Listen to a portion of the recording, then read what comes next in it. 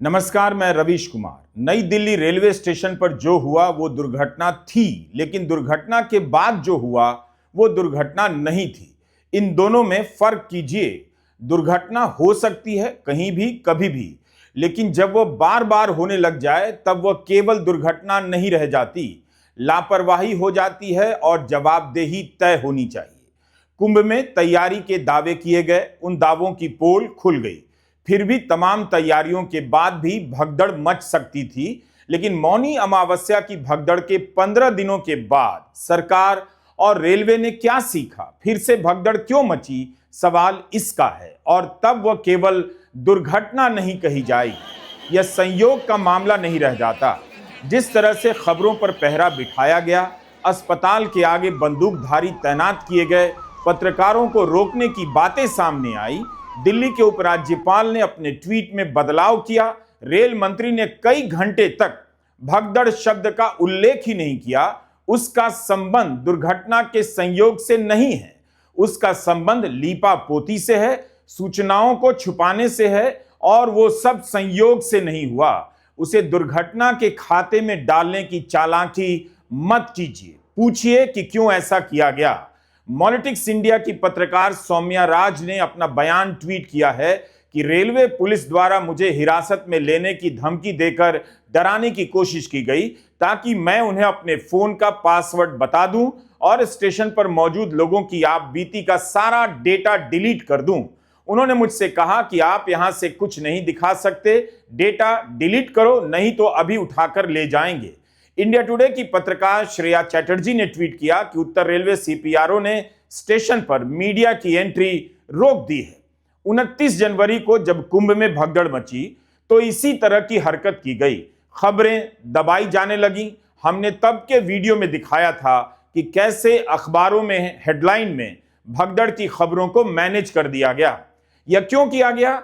एक से अधिक भगदड़ की खबर आई, मरने वालों की संख्या पर सवाल उठे, मरने वालों के नामों की सूची हाल फिलहाल तक जारी नहीं हुई। इसका संबंध, इन सब बातों का संबंध दुर्घटना और दुर्घटना के संयोग से नहीं है।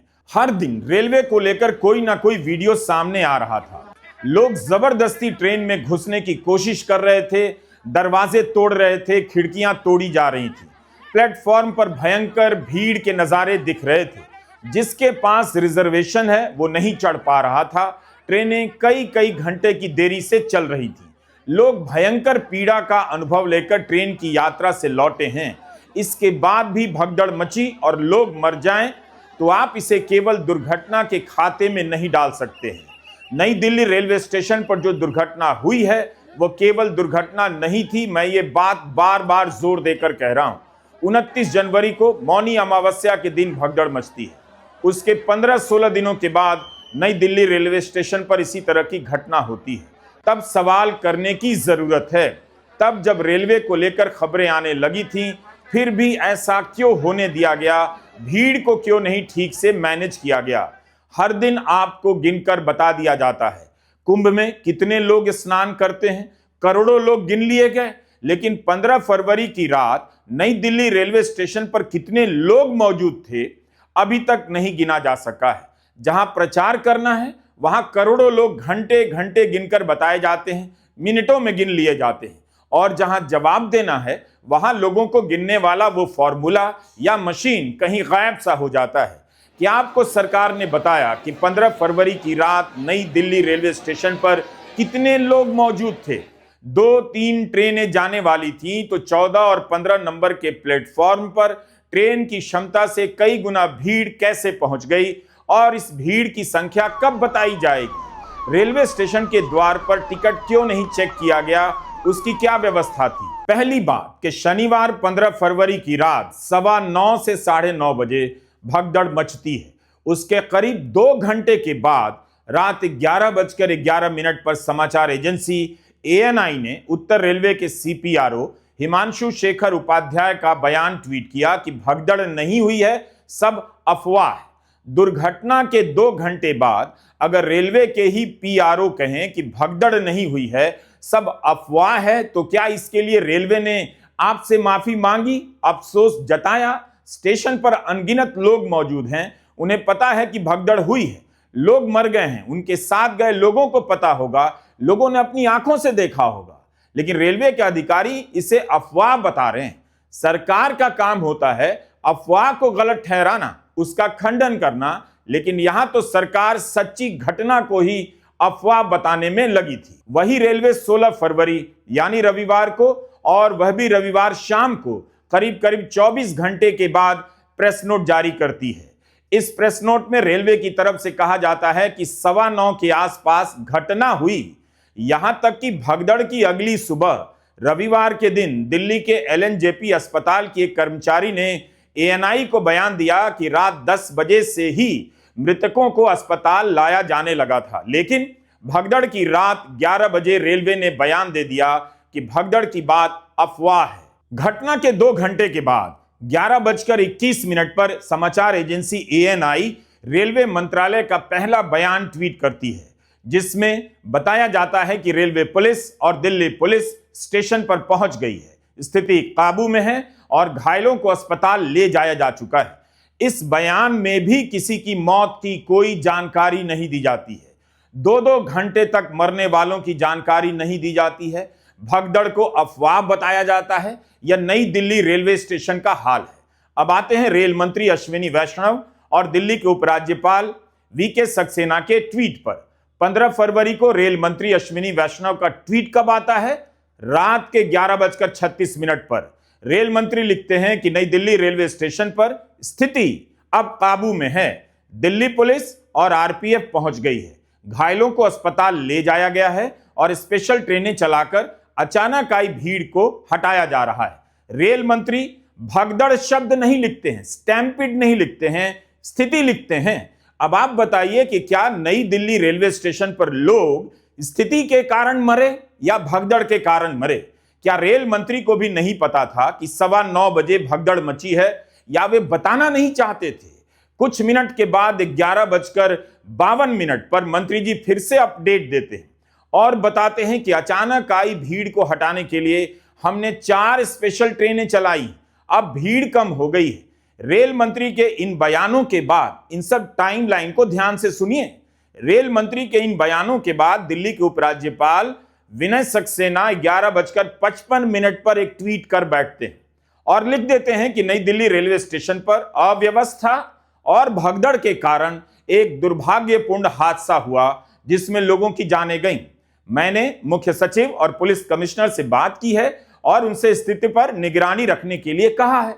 जिस समय तक रेल मंत्री ने इसे भगदड़ भी नहीं कहा था, उस समय दिल्ली के उपराज्यपाल लिख देते हैं, मैंने मुख्य सचिव से कहा है कि आप जिला आपदा प्रबंधन प्राधिकरण के प्रबंधों को लागू कर दीजिए। मैं लगातार मामले पर निगरानी रख रहा हूं। लेकिन ठीक आधे घंटे के बाद उपराज्यपाल के ट्वीट में बदलाव कर दिया जाता है और यह पंक्ति हटा दी जाती है कि भगदड़ में लोगों की मौत हुई है। यह पंक्ति भी हटा दी जाती है कि ऐसा अव्यवस्था और भगदड़ के कारण हुआ। अपने नए ट्वीट में उपराज्यपाल इसे दुर्भाग्यपूर्ण घटना लिखते हैं। ऑल्ट न्यूज के जुबैर ने बताया है कि एएनआई ने उनके पहले ट्वीट को, यानी उपराज्यपाल के पहले ट्वीट को पोस्ट करने के बाद उसे डिलीट किया और फिर से नया ट्वीट डाला। रेल मंत्री भगदड़ नहीं लिखते हैं, स्थिति लिखते हैं। उपराज्यपाल भगदड़ लिखते हैं और फिर भगदड़ शब्द को हटा देते हैं। तो उपराज्यपाल को कौन बता रहा था कि भगदड़ वाली बात अपने ट्वीट से हटा दीजिए? उपराज्यपाल को कैसे पता चला कि नई दिल्ली रेलवे स्टेशन में भगदड़ मची है? जिस वक्त उपराज्यपाल अपना ट्वीट बदल रहे हैं, उसके ठीक पहले रक्षा मंत्री राजनाथ सिंह ट्वीट करते हैं, लिखते हैं कि मैं भगदड़ में लोगों की मौत से व्यथित हूं। भगदड़ शब्द का इस्तेमाल करते हैं। राजनाथ सिंह के इस ट्वीट के बाद 10 मिनट के बाद उपराज्यपाल ने अपने ट्वीट से भगदड़ शब्द को हटा दिया, जिसमें उन्होंने पहले लिखा था भगदड़ में लोगों की मौत हुई है। जबकि रक्षा मंत्री भी अपने ट्वीट में भगदड़ और लोगों के मरने की बात लिखते हैं। राजनाथ सिंह अपना ट्वीट डिलीट नहीं करते, बदलते नहीं, लेकिन उपराज्यपाल अपने ट्वीट को संपादित कर देते हैं, लाइनों में बदलाव कर देते हैं। तो उपराज्यपाल के ऐसा करने को लेकर यही तो समझा जाएगा कि खबर बाहर ना जाए, इसे मैनेज किया जाए। लोग मर गए हैं और यहां खबरों को इतनी तेजी से मैनेज किया जा रहा है, लेकिन सूचनाएं केवल उपराज्यपाल और रेलवे के पीआरओ की जेब में नहीं होती हैं।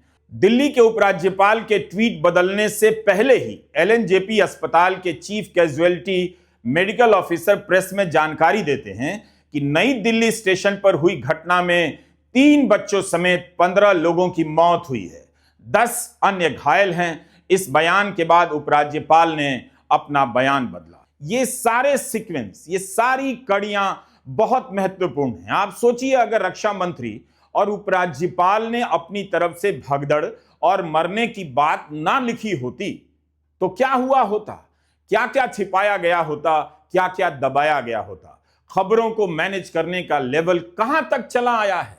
यह सारी घटनाएं इतनी साधारण नहीं है और यह दुर्घटना का हिस्सा नहीं है। आप इन्हें संयोग नहीं कह सकते। ये सभी दुर्घटना के बाद हो रही हैं। रात 12:53 पर रेल मंत्री अश्विनी वैष्णव ट्वीट करते हैं कि हाई लेवल इंक्वायरी का आदेश दे दिया गया है। घटना के 3.5 घंटे बाद भी वे उससे भगदड़ नहीं कहते हैं। यह नहीं कहते कि लोगों की मौत हुई है, जबकि हर तरफ खबर चल रही है कि मौत हुई है। लेकिन रेल मंत्री इस तरह की बात नहीं लिखते हैं। क्यों नहीं लिखते हैं? जबकि मात्र 3 मिनट बाद, उनके ट्वीट के 3 मिनट बाद प्रधानमंत्री नरेंद्र मोदी इसे भगदड़ कहते हैं और मौतों की बात स्वीकार करते हैं।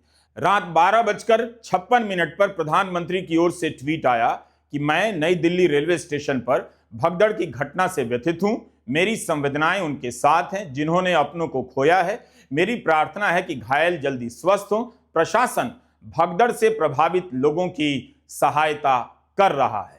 दुर्घटना की पहली जानकारी अग्निशमन विभाग की ओर से आई, रेलवे की ओर से नहीं। मौतों की पहली जानकारी एलएनजेपी अस्पताल की ओर से आई, रेलवे की ओर से नहीं। मरने वालों में 12 महिलाएं हैं, 2 बच्चियां, 3 पुरुष और 1 लड़का। रात 1 बजे के आसपास अश्विनी वैष्णव से करीब 15 मिनट पहले प्रधानमंत्री मोदी ने भगदड़ और मौतों को स्वीकारते हुए ट्वीट कर दिया था। रेल मंत्रालय अगले दिन 16 फरवरी की शाम 6:45 बजे के आसपास प्रेस नोट में भगदड़ का इस्तेमाल करता है।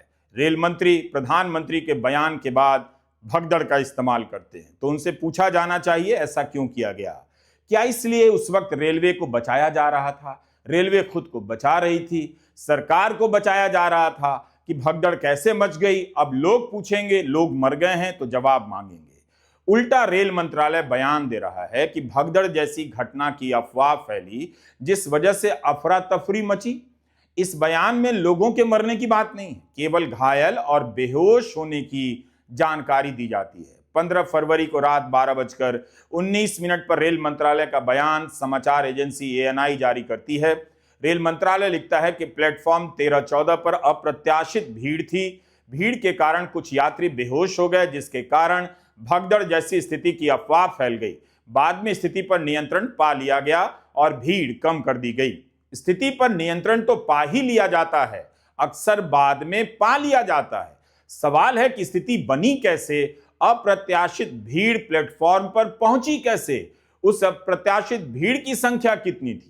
स्नान करने वालों की संख्या आप करोड़ों में गिनकर बता देते हैं। स्टेशन पर कितने लोग मौजूद थे नहीं बता पाते या बताना नहीं चाहते। 15 फरवरी को लोग मरे हैं और रेलवे 16 फरवरी को शाम 6:45 बजे प्रेस नोट जारी होता है रेलवे की तरफ से, जिसमें भगदड़ की बात कही जाती है और 18 मौतों की बात स्वीकार की जाती है। यह पत्र सूचना कार्यालय पीआईबी की वेबसाइट है, भारत सरकार की एजेंसी है। इसकी वेबसाइट पर रविवार 16 फरवरी को शाम 7:11 पर एक नोटिस डाला जाता है। ध्यान से सुनिए इन बातों को। इस वेबसाइट पर लिखा जाता है कि रेलवे कर्मियों ने प्रत्येक मृतक के परिवार को उनके घर तक पहुंचाया, उनके अंतिम संस्कार में शामिल हुए। इतनी जल्दी अंतिम संस्कार? मरने वालों में बिहार के रहने वाले कुछ लोग भी थे। क्या भगदड़ के 24 घंटे के अंदर ही बिहार ले जाकर उनका अंतिम संस्कार कर दिया गया? क्या सभी के परिजन पहुंच गए थे? क्या सभी इतनी जल्दी अंतिम संस्कार के लिए मान भी गए या उन पर दबाव डाला गया होगा? यह सब सवाल है। पीआईबी की सूचना सरकारी मानी जाती है। इसे पढ़कर कोई भी मान लेगा कि मृतकों के अंतिम संस्कार हो चुके हैं, रेल कर्मी उनमें शामिल हो चुके हैं। लेकिन ऐसा नहीं लगता। समस्तीपुर के इस परिवार के 3 सदस्य मारे गए। विजय शाह और उनकी पत्नी कृष्णा देवी, विजय शाह के भाई मनोज शाह की बेटी सुरुचि की मौत हो गई। इस घर पर जो आपदा आई है उसके लिए कौन जिम्मेदार है? क्या वाकई एक दिन के भीतर रेलवे ने पार्थिव शरीर को समस्तीपुर पहुंचा दिया और उनके अंतिम संस्कार में सभी लोग शामिल भी हो गए? पीआईबी के वेबसाइट पर 16 फरवरी की शाम 7:11 पर लिखा है, रेलवे कर्मियों ने प्रत्येक मृतक के परिवार को उनके घर तक पहुंचाया, उनके अंतिम संस्कार में शामिल हुए। लेकिन हमने चेक किया तो 17 फरवरी की सुबह 10 बजे तक समस्तीपुर के इस परिवार के यहाँ पार्थिव शरीर नहीं पहुंचा था, जबकि पीआईबी ने लिख दिया है कि पहुंचा दिया गया, अंतिम संस्कार में लोग शामिल हुए। यह सब क्या हो रहा है? क्यों अलग अलग बातें की जा रही हैं? पीड़ित परिवार का कहना है कि इस हादसे के लिए रेल प्रशासन जिम्मेदार है। रेल प्रशासन की तरफ से पूरी तरह लापरवाही बरती गई, जिस कारण स्टेशन पर भगदड़ मची। इधर हादसे की खबर मिलने के बाद स्थानीय राजद विधायक रणविजय साहू पीड़ित परिवार के घर पहुंचे और घटना की जानकारी ली। रणविजय साहू ने इस घटना को लेकर केंद्र सरकार, रेल प्रशासन को जिम्मेदार बताया और रेल प्रशासन से मृतक के परिजनों को मुआवजा देने के अलावा बिहार के मुख्यमंत्री से भी मृतक के आश्रितों को मुआवजा और सरकारी नौकरी देने की मांग की है। हाँ। पूरी सरकार की लापरवाही है। जिस तरह से कुंभ के नाम पर ट्रेनें चलाई जा रही है, लेकिन कोई सुरक्षित नहीं है। जहीं तहीं ट्रेन को फोड़ा जा रहा है, ट्रेन को तोड़ा जा रहा है, ट्रेन को रोक दिया जा रहा है। जहीं तहीं ट्रेन के डब्बा को फोड़ा जाता है, शीशा को। यात्री जो आपके सुशासन में बैठे हुए हैं, वहाँ जो डबल इंजन की सरकार, चाहे बिहार में हो या यूपी में, कोई केयर करने के लिए नहीं है। सरकार की विफलता है। रेल मंत्री को इस्तीफा, दिल्ली जैसे जंक्शन पे अगर इस तरह का बात होता है, उसको सरकार को, रेल मंत्री को इस्तीफा दे देना चाहिए। मोदी जी आप दिल्ली में रह रहे हैं और राष्ट्रपति जी, प्रधानमंत्री जी दिल्ली में रह रहे हैं। दिल्ली जैसे जंक्शन पे अगर इस तरह की घटना हो जाती है तो आम जन कहाँ सुरक्षित रहेगा? कभी सोचे हैं? अब कुंभ के नाम पे सारा आदमी आस्था क्या होता है? मतलब हम लोग, ऐसा नहीं है कि सरकार ट्रेन जो चला रही है वो अपने पैसे से चला रही है। सरकार आम जनता टैक्स भरता है, उसके बदौलत ट्रेन चल रहा है, चाहे कुछ भी हो रहा है। इसका भी सोचिए। लेकिन हम लोग को सुरक्षा चाहिए कि नहीं चाहिए? 100% रेल मंत्री को इस्तीफा दे देना चाहिए। द हिंदू अखबार की मैत्रेयी पुरेचा ने रिपोर्ट किया है कि 16 फरवरी की शाम मृतकों की जानकारी जारी करने से कई घंटे पहले सुबह 4 बजे से ही रेलवे ने मृतकों के परिजनों को 10 लाख मुआवजा देना शुरू कर दिया था। आधिकारिक घोषणा होने से पहले ही यह सब क्यों हुआ? आप देख लीजिए, खबरों की कड़ियों को मिलाते रहिए। मरने वालों की औपचारिक घोषणा नहीं होती है, मुआवजा बढ़ जाता है। 24 घंटे के भीतर अंतिम संस्कार का दावा कर दिया जाता है। दिल्ली में दुर्घटना होती है, आपने टीवी देखा ही होगा, मैंने नहीं देखा, लेकिन आप बताइए कि दिल्ली में इतना मीडिया है, इतने कैमरे हैं, रिपोर्टर हैं, क्या आपने किसी भी मृतक के घर से कोई वीडियो रिपोर्ट देखी थी? देखी हो तो कोई बात नहीं, लेकिन इस सवाल पर सोचिएगा कि खबरों को दबाने में कौन कौन शामिल है, और जब ऐसा होगा तो लोग क्यों नहीं संदेह करेंगे, क्यों नहीं सवाल करेंगे कि सरकार की तरफ से जो दावा किया जा रहा है वह सही भी है या नहीं। इतनी जल्दी 18 मृतकों के अंतिम संस्कार के दावे किए गए। क्या सभी की एक ही परिस्थिति थी? सभी के परिवार और उनके रिश्तेदार वहां मौजूद थे? मुआवजा बांटने में जो तेजी हुई उस पर भी सवाल उठ रहे हैं। दिशा चौधरी, शिवनारायण राजपुरोहित और सुमेधा मित्तल की रिपोर्ट का छोटा सा अंश बता रहा हूं। इस रिपोर्ट में लिखा है कि मृतकों के परिजनों को कैश में मुआवजा बांटा गया, जबकि गाइडलाइन है कि केवल 50,000 तक ही कैश में मुआवजा दिया जा सकता है। बाकी पैसे चेक से या NEFT RTGS से दिए जाएंगे। न्यूज लॉन्ड्री का कहना है कि मृतकों, गंभीर रूप से घायलों और साधारण रूप से घायलों को कुल 1.99 करोड़ का मुआवजा दिया गया। इसमें से 1.8 करोड़ रुपए मृतकों के परिजनों को दिए गए। रेलवे के PRO हिमांशु उपाध्याय ने पुष्टि की, मान लिया है कि सभी को कैश में पैसे दिए गए। जैसा कि हमने कहा, हम पूरी रिपोर्ट यहां नहीं पढ़ेंगे, यह न्यूज लॉन्ड्री के साथ ठीक नहीं होगा। आप बाकी रिपोर्ट उनकी ही साइट पर जाकर पढ़ें। लेकिन इस रिपोर्ट में दिल्ली के बिजवासन में रहने वाले राजकुमार का बयान छपा है। राजकुमार किराने की दुकान चलाते हैं। उन्होंने कहा कि उनके चाचा प्रभु शाह को 10 लाख कैश में दिए गए। उनकी 24 साल की बेटी बेबी कुमारी की मौत हो गई। यह पैसा लेडी हार्डिंग अस्पताल की मोर्चरी के बाहर रविवार की सुबह 4 बजे दिया गया, जल्दी से जल्दी मामले को बंद करने के लिए। इसमें यह भी लिखा है कि शाह अपनी बेटी का शव लेकर मोतिहारी जा रहे हैं और न्यूज लॉन्ड्री ने वह तस्वीर देखी है जिसमें प्रभु शाह को 10 लाख की राशि कैश में दी जा रही है। कैश में मुआवजा दिया जाता है। उस वक्त इतना कैश कहां से आया होगा? ऑनलाइन पेमेंट की तारीफ करने वाली मोदी सरकार अपनी ही गाइडलाइन के खिलाफ जाकर 50,000 से अधिक की राशि कैश में क्यों बांटती है? घटना के 24 घंटे के भीतर अंतिम संस्कार होने के दावे किए जाते हैं, रेलवे के कर्मियों के मौजूद होने के दावे किए जाते हैं।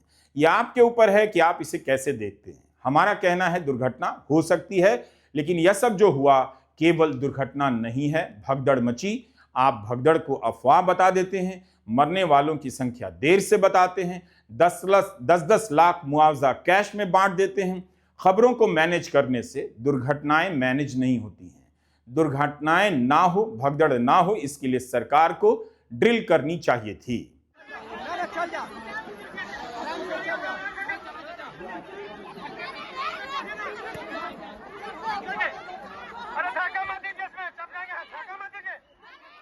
यह बताता है कि मिडिल क्लास से लेकर लिटिल क्लास किसी की भी क्या औकात रह गई है। वह भीड़ और भगदड़ को अपनी नियति मान चुका है या उसे मानना ही पड़ेगा। दुर्घटनाएं होंगी तो कितने लोग मरे, उनकी खबरों पर लोहे का पर्दा गिरा दिया जाएगा। अस्पतालों के बाहर बंदूकधारी तैनात कर दिए जाएंगे। आपको पता ही नहीं चलेगा कि कौन मरा, कितने लोग मरे।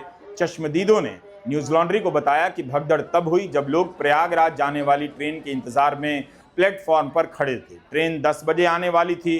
कुछ लोगों ने बताया कि घोषणा हुई कि ट्रेन का प्लेटफॉर्म बदल गया है। जैसे ही यह घोषणा हुई, स्टेशन पर अफरा तफरी मच गई। समाचार एजेंसी पीटीआई को दिल्ली पुलिस सूत्रों ने बताया कि घोषणा की गई कि प्लेटफॉर्म 16 पर प्रयागराज स्पेशल आने वाली है, जबकि प्रयागराज एक्सप्रेस प्लेटफॉर्म 14 पर पहले से खड़ी थी। इससे इंतजार कर रहे यात्री कंफ्यूज हो गए। उन्हें लगा कि उनकी ट्रेन छूट जाएगी, भाग दौड़ हो गई। लेकिन रेलवे की ओर से उत्तर रेलवे के सीपीआरओ हिमांशु शेखर उपाध्याय ने रविवार को कहा, प्लेटफॉर्म बदलने की कोई घोषणा नहीं हुई थी। सीढ़ियों पर चढ़ रहा एक यात्री फिसलकर अन्य यात्रियों पर गिर गया, जिससे आपाधापी शुरू हुई और भगदड़ मच गई। राष्ट्रीय आपदा प्रबंधन की अपनी एक गाइडलाइन है कि ट्रेन और बस की सूचनाएं अलग अलग लोकेशन पर दी जाएंगी। अखबारों में भी इन्हें छपवाया जाएगा। क्या ऐसा किया गया था? रेलवे स्टेशन के बाहर क्या बड़े बड़े अक्षरों में इसकी सूचना लगवाई गई थी? नई दिल्ली ही नहीं, बाकी स्टेशनों की भी बात कर रहा हूं। रेलवे ने 2 सदस्यों की कमेटी बनाई है जांच के लिए। अलग अलग थ्योरियां भी चल रही हैं। रेलवे के प्रवक्ता कह रहे हैं सीढ़ियों पर चढ़ रहा एक यात्री फिसल गया और भगदड़ मची। रेलवे की घोषणा को लेकर भी बात हो रही है, प्लेटफॉर्म बदलने की भी बात हो रही है। अब जब सूचनाओं पर इतना पहरा लगा हो तो उम्मीद कर सकते हैं कि जांच सही होगी। आप उम्मीद के अलावा और कर भी क्या सकते हैं? वो लोग बहुत भोले हैं या फिर शातिर हैं जो आबादी का सवाल लेकर चले आए हैं कि इतनी आबादी बढ़ गई है, अब तो ये सब होना ही है। अभी तो आप 40 करोड़ 50 करोड़ की संख्या बताकर वाहवाही लूट रहे थे कि कुंभ में इतने लोगों ने स्नान किया, तब तो आबादी समस्या नहीं है। उसी आबादी के कारण आप 40-50 करोड़ के स्नान का क्रेडिट लिए जा रहे हैं। और जब लोग भगदड़ में मारे जाते हैं तो आप आबादी को समस्या बताकर दुर्घटना पर पर्दा डालते हैं और सरकार को जवाबदेही से बचाते हैं। भगदड़ है या नहीं, कितने लोग मरे, कैश में मुआवजा क्यों दिया गया, इन सवालों पर बात नहीं करते। आबादी के नाम पर सरकार की हर लापरवाही पर पर्दा डालने का खेल बहुत खतरनाक है और वाहियात है। रेल मंत्री को बताना चाहिए कि मौनी अमावस्या की भगदड़ के बाद दूसरी बार ऐसी घटना क्यों हुई। क्या दूसरी घटना को भी संयोग मान लिया जाए, आबादी के कारण मान लिया जाए? फिर तो सरकार को कुछ करने की जरूरत ही नहीं। मोदी सरकार की कुछ मामलों में किस्मत बहुत अच्छी है। उसकी तरफदारी और बचाव में दिन रात खड़ा रहने वाला मीडिया है और समर्थकों की ऐसी बेशर्म फौज है जो अपनों की ही मौत पर पर्दा डाल सकती है। मरने वाला समाजवादी या कांग्रेसी नहीं था, गैर मजहबी भी नहीं था, फिर भी लोग चुप हैं। एक ऐसी भीड़ बना दी गई है जो दूसरों पर धावा तो बोल देती है, लेकिन अपनों के मारे जाने पर आबादी आबादी करने लग जाती है। समर्थकों की ऐसी भीड़ से आप क्या उम्मीद करेंगे? क्या धर्म की राजनीति ने इनके भीतर सच बोलने, सच पूछने का साहस समाप्त कर दिया? फिर धर्म की राजनीति ने इन्हें क्या बना दिया? देश को क्या मिला इस धर्म से? या तो राजनीति में धर्म का सबसे बुरा असर है कि आदमी अपनों की ही मौत पर चुप हो जाए, यह तो हर तरह से अधर्म है। मैं फिर से कहता हूं कि दुर्घटना कभी भी कहीं भी हो सकती है, लेकिन इसका मतलब यह नहीं कि दुर्घटनाएं होती रहें। जो सरकार 80 करोड़ लोगों को मुफ्त राशन देते वक्त यह नहीं कहती कि आबादी की समस्या है, जो सरकार स्नान करने वाले लोगों को 40 से 50 करोड़ लोगों को गिनते वक्त नहीं कहती कि आबादी समस्या है, कैसे गिने, गिना नहीं जा रहा है। लोगों के मर जाने पर उस सरकार के समर्थक आबादी को समस्या बताते हैं, तो आपको समझ लेना चाहिए कि समस्या दरअसल कहां है। अब आदमी मारा जाएगा तो उसे आबादी की समस्या बता दिया जाएगा। नमस्कार, मैं रवीश कुमार।